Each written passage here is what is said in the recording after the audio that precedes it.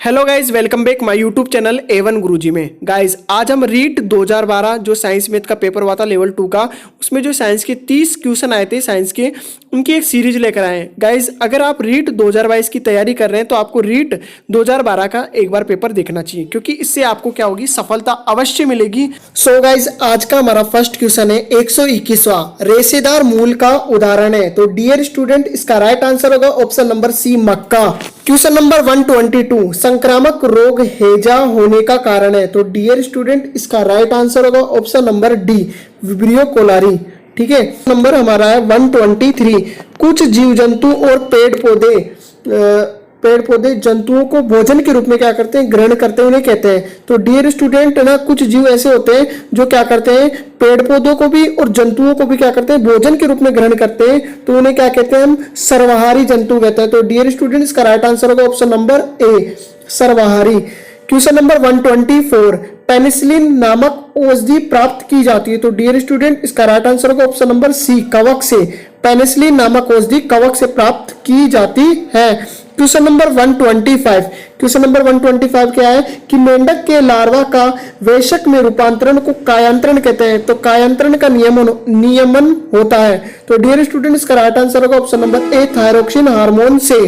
Question number 126, समुद्र की तलहटी में भारी मात्रा में जमा ईंधन को कहते हैं। तो डियर स्टूडेंट्स, का राइट आंसर होगा ऑप्शन नंबर ए, क्लेथरेट। तो क्लेथरेट क्या होता है, जो समुद्र की तलहटी होती है ना, तल, उसमें क्या होता है, भारी मात्रा में जो जमा ईंधन क्लेथरेट कहलाता है।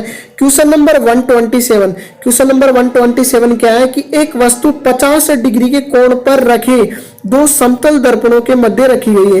यानी जो एक वस्तु है वो क्या कर रही है, 50 डिग्री के कोण पर रखिए, जो दो समतल दर्पण है उनके मध्य क्या है, रखी गई है। तो समतल दर्पण में वस्तु के कितने प्रतिबिंब बनेंगे, कितने प्रतिबिंब बनेंगे। तो डियर स्टूडेंट, जो प्रतिबिंब ज्ञात करने का फॉर्मूला होता है वो होता है 360 डिग्री बटे थीटा माइनस 1। तो देखिए क्या होगा, देखना, तो 360 डिग्री बटे 50 माइनस 1, तो 5 के बारे से कट गया, 5 सत्ते 35, ये आ जाएगा 7 पॉइंट कुछ आएगा माइनस 1, 7.2 आएगा। ठीक है, तो क्या आएगा देखो, तो इसको क्या करेंगे, एक अधिक ले लेते हैं, तो 8 आ गया। तो 8 माइनस 1 बराबर क्या आ जाएगा, 7। तो इसके जो प्रतिबिंबों की संख्या होगी वो कितनी होगी, 7 होगी। तो डियर स्टूडेंट, इसका राइट आंसर होगा ऑप्शन नंबर डी, 7 यानी 7। क्वेश्चन नंबर 128 क्या लिखा हुआ है कि 27 किलोग्राम भार तुल्य होता है। तो डियर स्टूडेंट, इसका राइट आंसर होगा ऑप्शन नंबर सी, 264.6 न्यूटन के। देखो भार का फॉर्मूला क्या होता है, W बराबर क्या होता है, mg होता है। ठीक है, अब ये बोल रहा है 27 किलोग्राम, तो m की वैल्यू होगी 27 और गुरुत्वीय त्वरण का मान होता है 9.8। तो डियर स्टूडेंट, इसका जो राइट आंसर निकल कर आएगा वो आएगा 264.6 न्यूटन। यानी इसका भार कितना हो गया, 27 किलोग्राम भार तुल्य होता है 264.6 न्यूटन के। अब देखिए गाइस, नेक्स्ट क्वेश्चन है हमारा कि किससे अधिक प्रबलता का शोर मानव शरीर के लिए क्या होता है, कष्टदायक होता है। तो डियर स्टूडेंट्स, का राइट आंसर होगा ऑप्शन नंबर डी, 80 डेसिबल से अधिक जो प्रबलता का शोर क्या होता है, मानव शरीर के लिए क्या होता है, कष्टदायक होता है। क्वेश्चन नंबर 130वां क्या है हमारा, क्वेश्चन नंबर 130 है कि ठोस पदार्थों का वह गुण जिसमें ठोस पदार्थ क्या होते हैं, बिना द्रव अवस्था में बदले सीधे गैसीय अवस्था में परिवर्तित हो जाते हैं। तो डियर स्टूडेंट, उससे क्या कहते हैं। तो इसका राइट आंसर होगा ऑप्शन नंबर ए, उद्रुपातन। उद्रुपातन क्या होता है, उद्रुपातन में पदार्थ क्या होता है, ठोस अवस्था से सीधे क्या होता है, गैसीय अवस्था में बदल जाता है, तो उसे हम उद्रुपातन कहते हैं।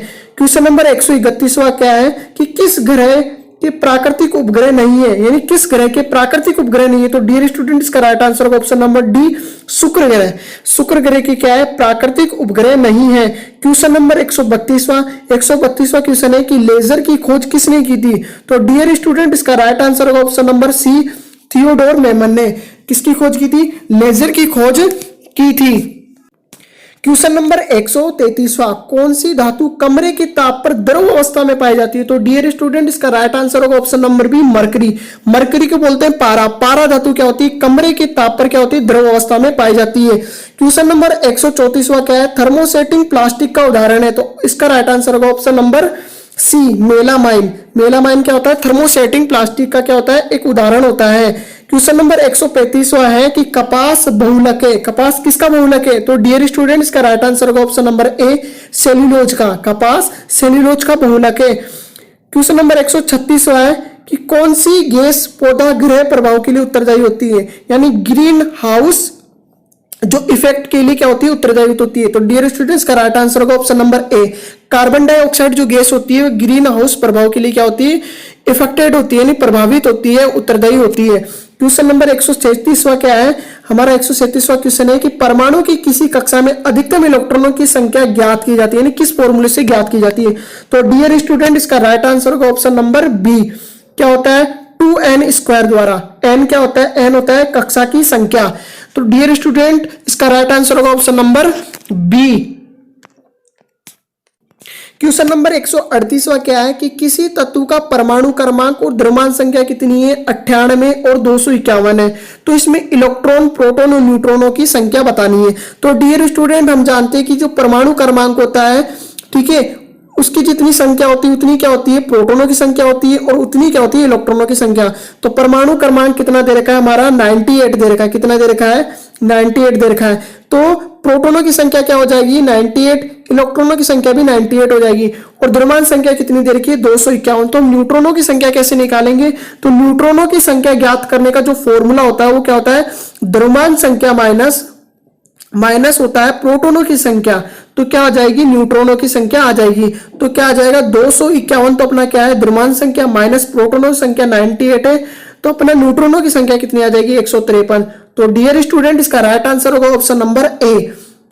क्वेश्चन नंबर 139वां क्या है कि फिल्म एवं नाटक मंच पर कृत्रिम धुआं और बादल दर्शाने के लिए निम्नलिखित में से किसका उपयोग किया जाता है, यानी कौन सी गैस का उपयोग किया जाता है?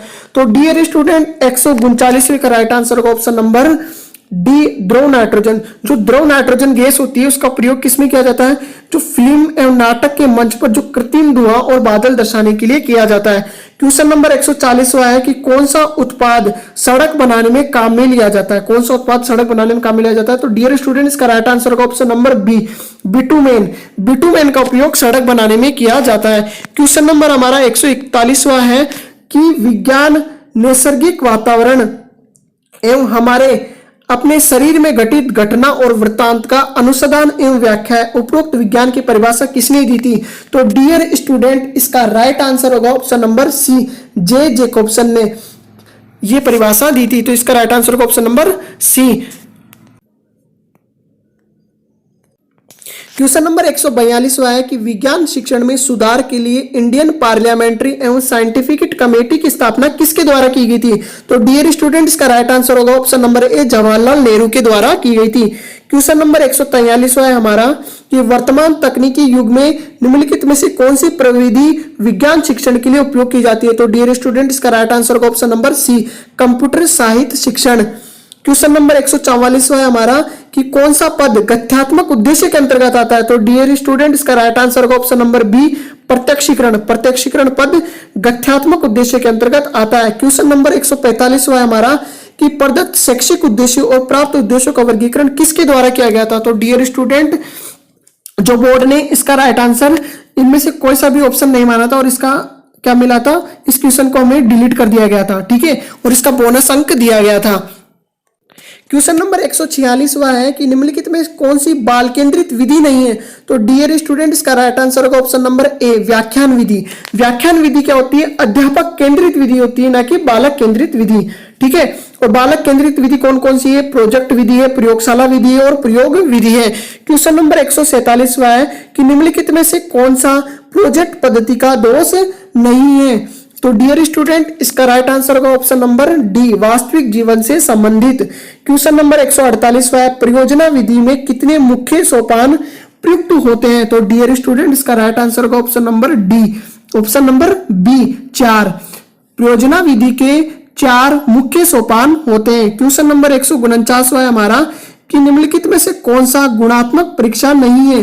गुणात्मक परीक्षा नहीं है, तो इसका आ जाएगा ऑप्शन नंबर डी वस्तुनिष्ठ प्रश्न क्या है? गुणात्मक परीक्षा नहीं है। क्वेश्चन नंबर 150वां है हमारा क्या लिखा हुआ है कि निम्नलिखित में से कौन सा सर्वे और दृश्य सामग्री, यानी कौन सी दृश्य और सर्वे सामग्री है?